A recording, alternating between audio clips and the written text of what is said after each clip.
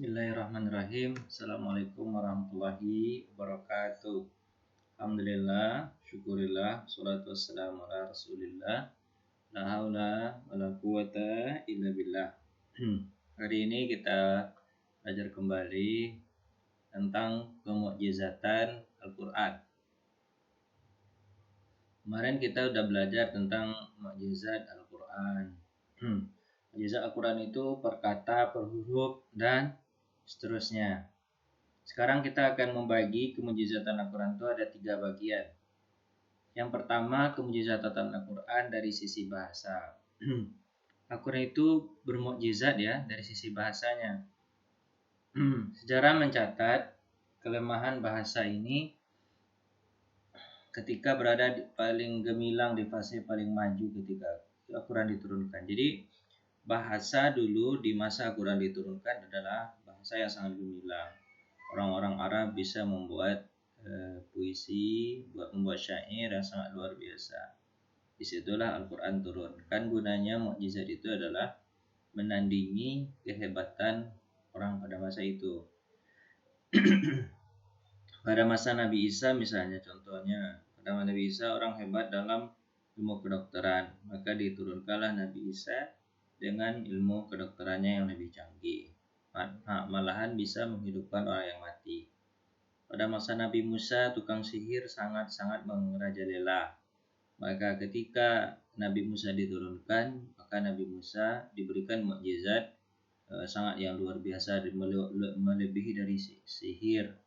Bisa membelah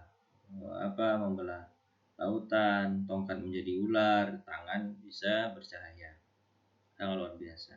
Pada masa Nabi Muhammad, hebatnya orang adalah syair, menghafal. Kebiasaan mereka adalah keahlian mereka, setiap apa yang mereka dengar mereka hafal, tidak mereka tulis. Itulah kekuatan ingatan mereka. Maka diturunkan Al-Quran. Dan ini sebenarnya setinggi-tinggi peradaban manusia. Karena manusia itu hebat itu ya bukan dari sisi mukjizat alam seperti nabi-nabi yang lain. Seperti mukjizat alam itu apa? Yang bisa kelihatan di alam. Seperti mukjizat tongkat jadi ular, membelah lautan, itu kan menghidupkan orang sakit, menghidupkan orang mati, itu kan mukjizat alam. Sementara kalau mukjizat Nabi Muhammad ini adalah mukjizat yang berupa ilmiah gitu, mempergunakan akal, dan tingkat kematangan manusia itu kan di akalnya. Maka Allah Subhanahu wa taala mengutus nabi yang terakhir dengan Al-Quran, yang mukjizat yang paling tinggi dari segala mukjizat-mukjizat yang ada. Karena adalah Al-Quran memberikan pandangan ilmiah, ilmu untuk akal manusia, dan akal di dalam diri manusia adalah menempati posisi yang paling tinggi. Lanjut. Kala itu bahasa mencapai puncaknya, semua unsur kesempurnaan bahasa terpenuhi di kumpulan, dan dan pasar-pasar bahasa dan berada di posisi menantang para ahli bahasa Arab. Al-Quran menantang mereka untuk membuat 10 surah. Pertama itu seluruh surah itu, yang kedua adalah 10 surat, dan ketiga 1 surat. Kan itu ada kemarin 3 begitu model tantangannya. Jadi mereka tidak sanggup gitu. Artinya apa? Maksudnya membuat syair mungkin mereka bisa gitu. Tapi isi dari syair itu adalah isi yang sudah ada gitu. Apa yang pengalaman mereka yang sudah ada. Sementara Al-Quran itu kan konsep bahasanya adalah luar biasa. Ada tingkat keilmian yang sangat tinggi. Sesuatu yang belum ada pada masa itu, belum ditemukan sama orang. Al-Quran sudah bicara. Contoh misalnya, bagaimana proses janin lahir dari, bagaimana seorang anak bisa ada di dalam perut seorang ibu. Dibahas oleh Al-Quran. Sangat tingkat ilmiahnya sangat luar biasa gitu. Terus apalagi? Dalam sisi bahasa contohnya Allah mempergunakan bahasa alif lam mim, alif lam ra.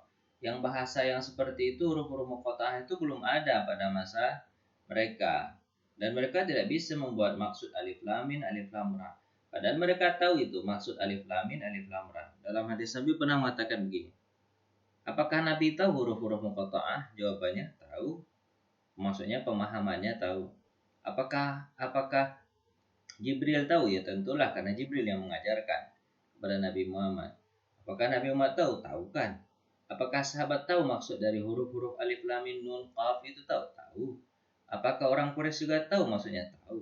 Tapi saking tingginya pemahamannya sulit mereka untuk menyampaikannya kepada kita. Hingga sekarang kita tidak tahu apa maksud huruf muqatta'ah.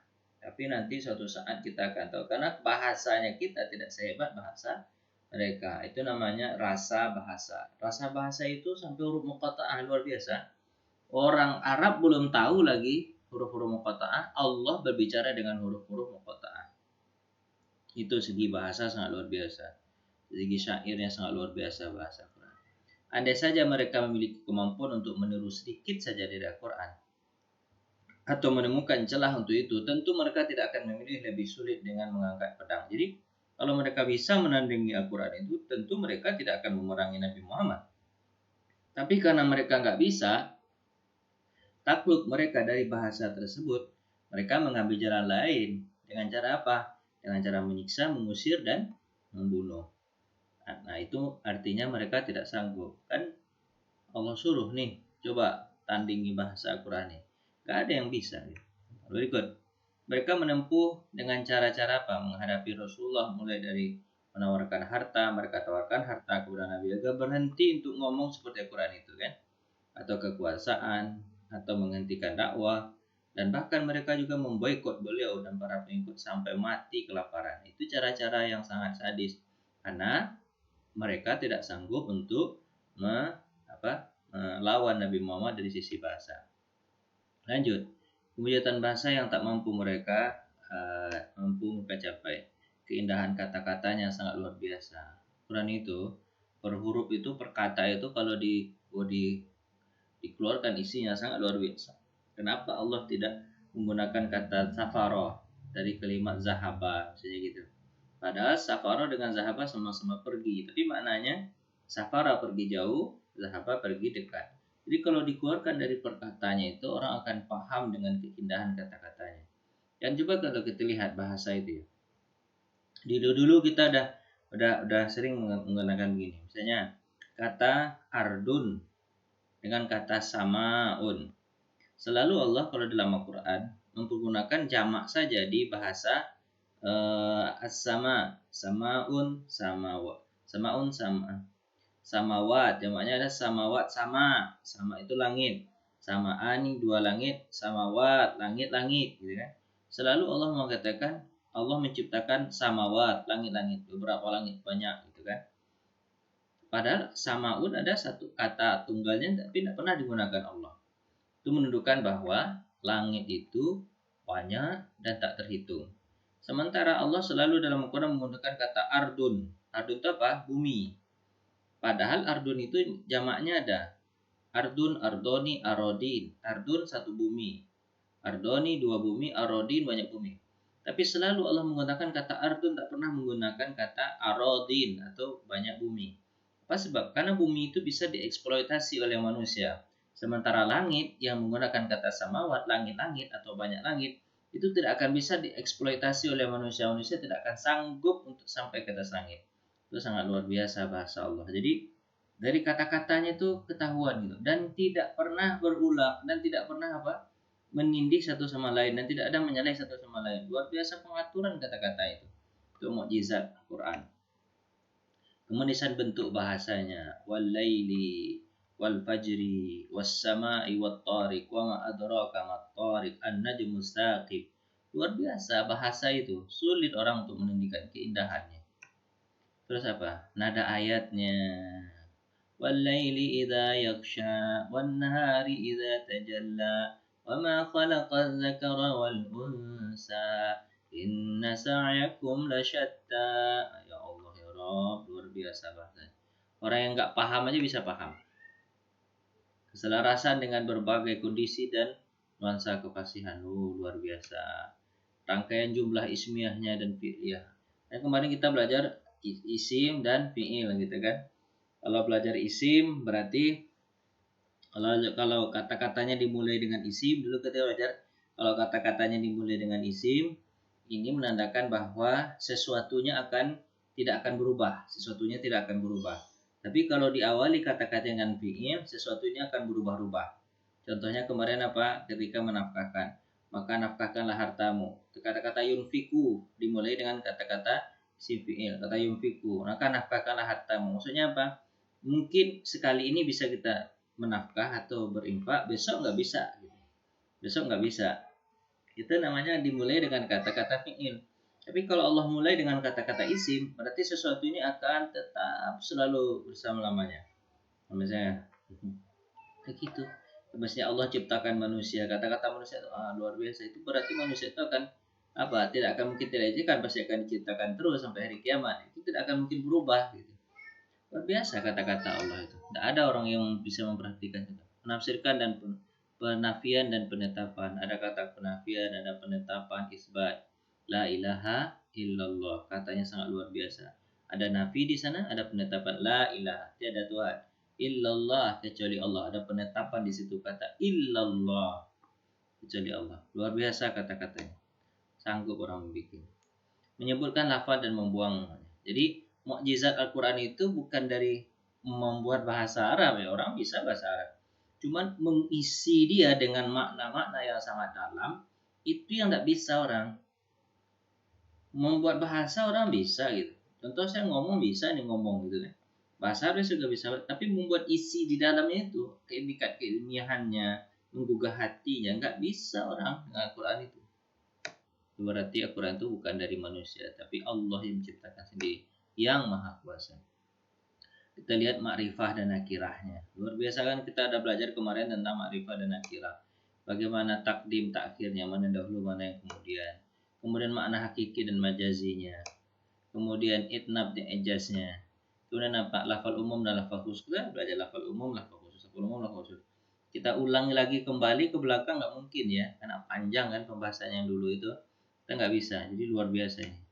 Terus apa? Lafal mutlak dan muqayyad. Kenapa harus mutlak? Kenapa harus muqayyad? Mutlak itu sesuatu apa yang tidak dikaitkan. Kalau sudah dikaitkan berarti itu adalah muqayyad. Fatahrirul raqabah, merdekakan budak. Budak aja nggak perlu dimuqayyadkan budak beriman atau enggak. Kadang ada dimuqayyadkan gitu kan. Ada yang beriman yang dimerdekakan. Kayak gitu. Lafalnya bersifat nas dan yang bersifat fahwa. Ada kemarin kita belajar nas, kemudian ada zahir, lafaz ada nas, ada zahir, ada nas, zahir, muawwal dan apa? Dalil atau dilalah. Nah, itu kita belajar kemarin. Terbiasa bertingkat-tingkat cara memahami Quran. Terus apa lagi? Dulu pernah ini Ibnu Abbas meriwayatkan bahwa Walid bin Mughirah ini ayah Khalid ya, Khalid bin Walid. Walid bin Mughirah, karena Khalid bin Walid kan. Walid bin Mughirah datang kepada Nabi, lalu beliau membacakan Al-Quran kepadanya hingga Walid bin Mughirah seakan-akan merasa iba simpati kepada beliau. Sangat luar biasa isi Al-Quran yang dibacakan kepada Walid bin Mughirah. Lalu berita tersebut sampai kepada Abu Jahal. Abu Jahal pun mendatangi Walid. Ini Abu Jahal nih. Apa kata ini Walid bin Mughirah nih? Nah, terus apa kata Abu Jahal?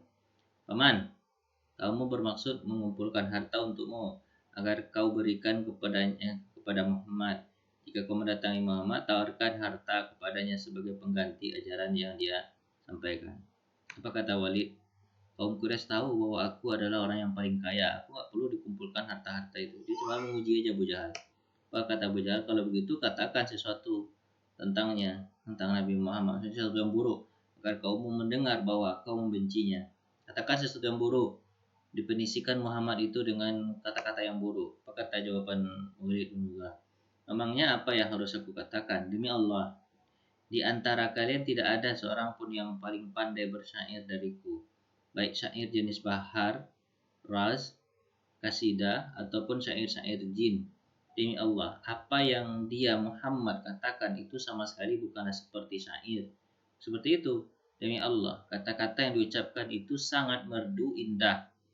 Bagiannya sangat memerlukan buah, bagian bawahnya melimpah, unggul dan tidak dapat diungguli, dan menghancurkan apa yang ada di bawahnya. Nah, luar biasa definisi Walid. Walid ini orang hebat ini. Karena dia ayah Khalid bin Walid, orang kaya, orang hebat, Walid kan.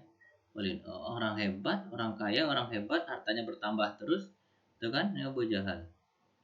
Nah itu kata definisi itulah dengan demi Allah kamu tidak rela sampai kau mengatakan sesuatu tentang dia. Nah yang buruk, biarkan aku berpikir dulu kata Walid. Itu adalah sihir yang dipelajari. Ia mempelajarinya dari orang lain. Akhirnya baru dia mengatakan yang buruk. Itu sihir aja. Itu sihir. Dianggapnya itu sihir. Satu sihir. Nah, jadi begitulah dialog mereka. Padahal sebenarnya Walid bin Mughirah akhirnya Walid ini meninggal dalam keadaan kafir ya. Dalam keadaan kafir. Nah, begitulah mereka itu mengakui kehebatan Al-Quran. Akhirnya mereka cari itu sihir aja lah. Bilang aja sihir kepada orang. Nah, itulah. Akhirnya turun ayat, Zarni waman khalaqtu wahida. Biarkan aku bertindak terhadap orang-orang yang aku telah menciptakan sendiri. Jadi Allah nanti akan membalasi Khalid, Allah nanti akan membalasi Abu Jahal. Padahal dia itu sudah masuk ke dalam hatinya kehebatan Al-Quran. Abu Jahal dalam satu cerita juga pernah hebatnya Al-Quran itu luar biasa. Tapi apa? Dia tidak mau mengakui Al-Quran itu. Kenapa? Masalahnya adalah karena dunia. Ini masalah dunia aja nih. Abu Jahal itu nggak mau Al-Quran itu tersebar karena dia merasa bahwa akan hilang kedudukannya. Dia merasa harta pencarian dia akan habis. Itu apa? Menjual patung. Dia merasa bahwa Muhammad itu akan di atasnya, akan memerintahnya. Dia nggak mau. Dia nggak harus jadi pemimpin terus. Begitu juga Khalid. Jadi ini adalah unsur duniawi, maka mereka menolak agama. Rata-rata orang begitu semuanya. Menolak Al-Quran, itu unsurnya unsur duniawi semua, gara-gara dunia semua. Kalau seandainya ditanya ke hati kecilnya masing-masing, pasti mereka menerima Al-Quran. Lanjut, mujizatan bahasa berikutnya ya.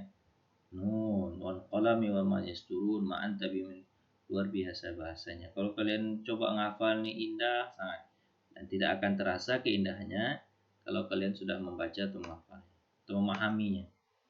Al-Qadhi Abu Bakar Abikani berkata, ada beberapa sisi yang tercakup dalam keindahan rangkaian kata-kata Al-Quran yang mengandung mukjizat. Di antaranya adalah keindahan kata-kata yang merujuk pada bentuk kalimat. Karena meski rangkaian kata-kata Al-Quran itu memiliki keraban bentuk, tapi tidak seperti yang dikenal dalam bahasa atau dialek. Al-Quran memiliki gaya bahasa tersendiri yang berbeda dengan gaya bahasa. Sebab aturan untuk merangkai kata-kata indah dan teratur terbagi menjadi syair dan berbagai jenisnya. Selanjutnya terbagi menjadi beberapa jenis dalam polanya. Ini terbagi menjadi jenis-jenis kalam yang tersusun dan bersajak. Jenis kalam yang tersusun namun tidak bersajak dan karangan bebas dengan tuntunan harus benar-benar memberi informasi, menyuguhkan makna-makna secara indah dan teringkai dengan rapi. Luar biasa. Atau Al-Quran tidak seperti semua itu karena Al-Quran bukanlah sajak, bukan syair. Dia melebihi dari sajak, melebihi dari syair. Itulah hebatnya Al-Quran. Lanjut. Bahasa Arab tidak memiliki kalam dengan kandungan kefasihan bentuk dan menawan. Maknanya lembut. Al-Quran itu maknanya lembut. Faedah-faedahnya berlimpah. Banyak kata-kata hikmah di dalam Al-Quran. Al-Quran kendati pun banyak dan panjang. Semuanya memiliki kefasihan yang serasi sebagaimana firman Allah Subhanahu wa taala. Allah telah menurunkan perkataan yang paling baik yaitu Al-Quran yang serupa mutu ayat-ayatnya. Jadi ayatnya itu mutunya sama semua lagi berulang-ulang memang tapi beda-beda. Fabi ayyi ala'i rabbikuma tukadziban itu kan berulang-ulang tuh, tapi makna yang terhunjam ke dalam hati itu beda rasanya. Kalian cobalah baca Al-Fatihah itu berulang-ulang, kalian baca ya. Setiap kali kalian baca Fatihah dengan ulangan-ulang yang sangat panjang itu akan mendapatkan ilmu-ilmu yang baru, selalu baru. Padahal kita udah berulang-ulang bacanya, tapi pahami dapat ayat baru, dapat pemahaman, pahami dapat pemahaman baru. Gitu luar biasa Quran. Jadi makin dibaca makin dalam maknanya. Ini yang tidak ada dalam bahasa yang dibuat oleh manusia. Gemetar karenanya kulit orang-orang yang takut kepada Tuhan. Gemetar kalau baca Quran, menangis. Kemudian menjadi tenang kulit hati di waktu mengingat Allah. Itulah petunjuk Allah dengan kitab itu. Dia menunjuki siapa yang dia kehendaki dan barang siapa yang disesatkan Allah niscaya dia tidak ada baginya seorang pemimpin. Zumar, maka tidaklah mereka menghayati atau mendalami Al-Quran sekiranya Al-Quran itu bukan dari Allah, hasilnya mereka menemukan banyak hal yang bertentangan di dalamnya. Tidak ada orang tidak menemukan pertentangan Al-Quran. Ada. Kalau ada orang yang mengatakan Al-Quran itu bertentangan ini dengan itu, dengan ini, Coba dia mendalam-dalam tentang itu, berdalam-dalam aja dia tentang pertentangan itu, pasti dia ketemukan nanti. Oh, ternyata tidak ada masalah. Pasti itu jawabannya nanti. Coba lah. Kalau ada orang yang merasa hebat dari orang dulu sampai sekarang ya, makanya sampai sekarang orang nggak ada yang bisa menyalah-nyalahkan Al-Quran itu, nggak bisa. Kalau ada orang-orang non-muslim coba ngomong gitu kan, tapi dia cuma membaca kulitnya, tentu disalah-salahkannya. Katanya Al-Quran itu novel, Al-Quran itu ini segala macam lah. Itu dia baca kulitnya, coba dia masuk ke dalam mana novelnya, tunjukkan novelnya, mana, buat ilmiahnya. Pasti mereka nggak akan pasti mereka akhirnya akhirnya mereka ini kalah mereka. Kalau mereka ini kan nggak akan dapat sama mereka susahnya. Kan orang non muslim itu kan bukan orang Indonesia aja ya, orang Kristen itu. Orang non muslim kan ada juga di Mesir yang bahasa Arab mereka sangat luar biasa. Yang non muslim juga ada kan di mana-mana kan ada gitu kan. Nah, coba lah suruh mereka ini yang berbahasa Arab itu untuk memahami Al-Quran itu, terus mencari kesalahannya, nggak akan dapat sama mereka. Malah nanti mereka akan mengatakan jadi kemujizatan yang kedua yaitu kemujizatan ilmiah. Jadi Al-Quran itu pertama kemujizatannya ini sebenarnya terbagi menjadi tiga ya. Ada kemujizatan bahasa, ada kemujizatan ilmiah yang kedua ini. Kemujizatan ilmiah itu adalah ilmu pengetahuan selalu berada dalam kekurangan. Terkadang tidak jelas, terkadang keliru. Setiap teori ilmu pengetahuan pasti memulai dengan hipotesa. Apa sih dugaannya yang akan terjadi kalau begini gitu. Tapi Al-Quran nggak ada pakai hipotesa karena Allah ilmunya pasti. Ilmu Allah itu pasti, kalau ilmu manusia itu nggak pasti. Lalu diuji hingga terbukti benar atau tampak jelas keliru. Dia benar atau keliru, gitu kan? Itulah mengapa teori-teori ilmu pengetahuan itu tentang berubah dan berganti-ganti. Tapi Al-Quran nggak mungkin berubah, nggak mungkin berganti, karena ilmunya pasti. Banyak orang keliru, manakala mereka bersemangat dalam mengatakan bahwa semua teori ilmiah itu terdapat dalam Al-Quran. Jadi mereka semangat juga, ini teori ilmiah itu ada dalam Al-Quran. Memang betul ada dalam Al-Quran, tapi tidak ditarik-tarik begitu gitu katanya. Setiap kali muncul teori baru mereka mencari bagian dari suatu ayat lalu mereka takwilkan sesuai dengan teori itu. Jadi enggak harusnya ini terbalik nih, pemikiran terbalik harusnya gitu. Al-Quran itulah menjadi pijakan awal, bukan sedapat teori ilmiah kemudian dimasukkan Al-Qurannya. Dapat teori ilmiah kemudian carikan Al-Quran. Enggak. Dari Al-Quran itu berangkat hingga orang yang beriman berkata, bukan saya yang hebat, tapi Al-Quran ini sudah ada menceritakan gitu. Nah, jadi jangan tarik Al-Quran untuk melabeli keilmiahan, tapi apa? Al-Quran itulah yang dijadikan tingkat yang pertama. Saya dapat ini karena dari Al-Quran. Begitu. Dan apa yang saya dapatkan ini belum tentu semuanya ada di dalam Al-Quran ini. Misalnya, belum tentu saya bisa mengeksploitasi apa yang ada dalam Al-Quran. Bisa jadi lebih daripada itu. Ilmu yang saya dapatkan ini hanya separuh dari isi ini atau setengahnya atau seperempatnya dari Al-Quran yang isinya tentang ayat ini, gitu kan? Jadi bukan mengatakan, oh ini penemuan saya, ini bisa jadi ilmu kita ini bisa jadi kalah satu saat nanti, ya kan? Bisa jadi benar saat ini, tapi bisa kalah saat ini. Karena di dalam makna ayat itu masih ada terkandung bermacam-macam keilmuan yang tingkat tinggi, ya. Mereka menafsirkan Al-Quran dengan permasalahan-permasalahan ilmu sains dan berusaha untuk menyimpulkan suatu permasalahan dari Al-Quran tanpa berada di ufuk kehidupan ilmiah. Mereka ini sebenarnya berbuat tidak baik terhadap Al-Quran, tapi mengira telah mengetahui. Ini tidak baik. Al-Quran itu tidak serendah apa yang mereka pahami. Kalau misalnya mereka bisa bikin burung, mereka bisa bikin pesawat, mereka lihat dari burung. Ada yang lebih daripada itu lagi. Kecanggihan Al-Quran itu lebih daripada itu lagi. Memang Allah perumpamakan orang bisa terbang itu seperti burung, tapi ada yang lebih canggih lagi daripada itu. Daripada burung itu, daripada kapal terbang itu, ada yang lebih canggih lagi. Kalau dipahami, jadi jangan jadikan Al-Quran itu sebagai legitimasi dari ilmu sains, itu maksudnya dari perkataan manfaatan ini. Tapi katakanlah, saya memahami, saya bisa membuat pesawat ini dari ayat ini. Tapi pesawat ini bukan sudah mencapai tingkat keilmiahan yang apa ini sampai ke Al-Quran ini. Ini ada lagi di dalam ayat ini, ada lagi yang lebih hebat lagi. Itu maksudnya. Kemujizatan ilmiah. Untuk itu, ketika kita menafsirkan Al-Quran dengan ilmu pengetahuan, kita rentan mengalami kekurangan-kekurangan setiap kali kaidah ilmiah mengalami perubahan. Atau ada penemuan baru yang menunjukkan penemuan lama, kan? Jadi kan, kemujizatan ilmiah Al-Quran tidak mencakup teori-teori ilmiah yang terus mengalami pembaruan dan pergantian. Enggak, Al-Quran itu tetap dah gitu kan. Al-Quran hanya mendorong manusia untuk berpikir dan merenungkan ayat-ayatnya. Al-Quran tidak melumpuhkan gerakan akal untuk berpikir. Sedangkan di antara kitab-kitab agama sebelumnya tidak ada satu pun berisi seperti kandungan yang ada dalam Al-Quran. Ilmu pengetahuan terus bermunculan, tapi tidak ada satupun permasalahan ilmiah yang valid dan yang berseberangan dengan satu ayat pun dari Al-Quran. Ini sudah merupakan mukjizat tersendiri. Jadi ilmu berkembang terus, tapi tak dalam dalam Al-Quran itu yang kitab ilmiah, tapi tidak ada pertentangan ya. Hebatnya Al-Quran. Ilmu terus ada, tapi tidak bertentangan dengan Al-Quran. Harus ada terus. Itu hebatnya. Berarti siapa yang menciptakan itu? Padahal dia diciptakan 1400 tahun yang lalu. Kita kalau tahu ada satu tingkat buku ilmiah, sains bisa jadi berubah pada saat yang akan datang kan, atau bertambah kan. Tapi ke Quran enggak, dia diciptakan lama tapi tidak bertentangan dengan ilmu. Artinya apa? Al-Quran itu lebih tinggi daripada tingkat keilmiahan. Belum aja ditemukan orang. Kegiatan ilmiah. Al-Quran mendorong orang memikirkan makhluk-makhluk ciptaan Allah. Allah firman, sesungguhnya dalam penciptaan langit dan bumi dan silih bergantinya malam dan siang terdapat tanda-tanda bagi orang yang berakal, yaitu orang-orang yang mengingat Allah sambil berdiri, duduk, atau dalam keadaan berbaring. Mereka memikirkan tentang penciptaan langit dan bumi. Saya berkata, ya Tuhan kami, tidaklah Engkau menciptakan ini dengan sia-sia, dan peliharalah kami dari sisa neraka. Ma khalaqta hadza batila. Jadi disuruh didorong sama Allah untuk menciptakan alam semesta ini. Didorong aja sama Allah. Jadi bukan ilmu ilmiah, bukan ilmu yang ilmiah kemudian mentok di situ pemahaman yang enggak. Tapi lebih besar lagi, Allah lebih umum lagi menyampaikan tentang keilmiahan itu atau lebih luas lagi.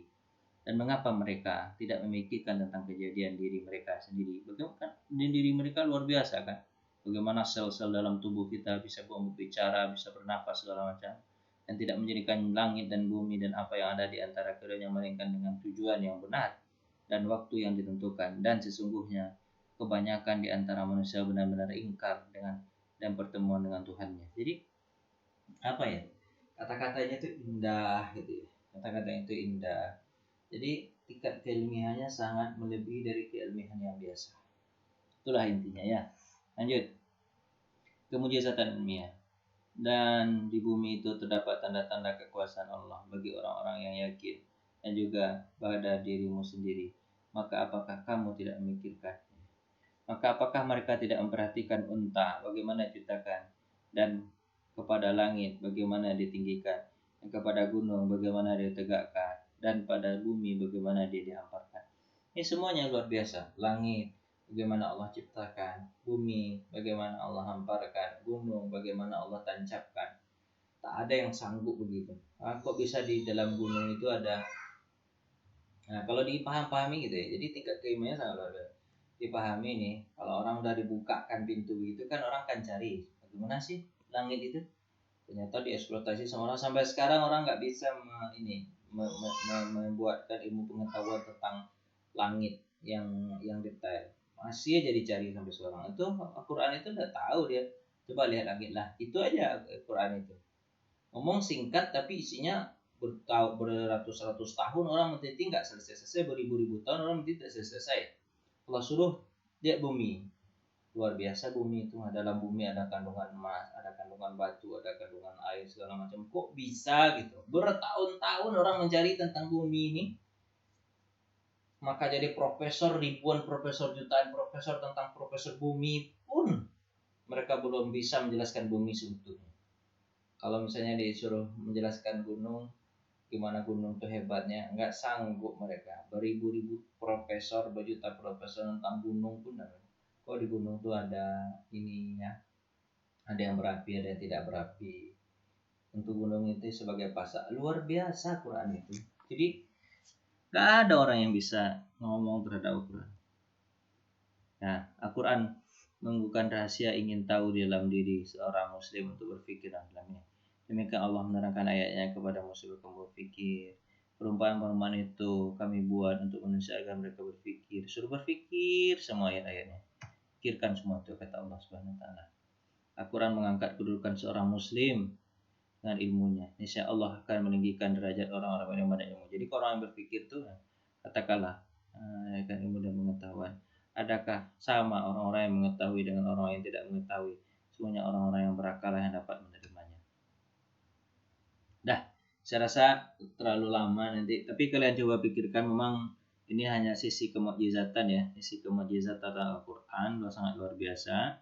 Kalian pikirkan aja, kita pikirkan memang mudah-mudahan ya kalian akan memahami sangat luar biasanya Al-Quran. Nah, sampai di sana insya Allah nanti slide ini untuk pertemuan berikutnya. Terima kasih. Assalamualaikum warahmatullahi wabarakatuh.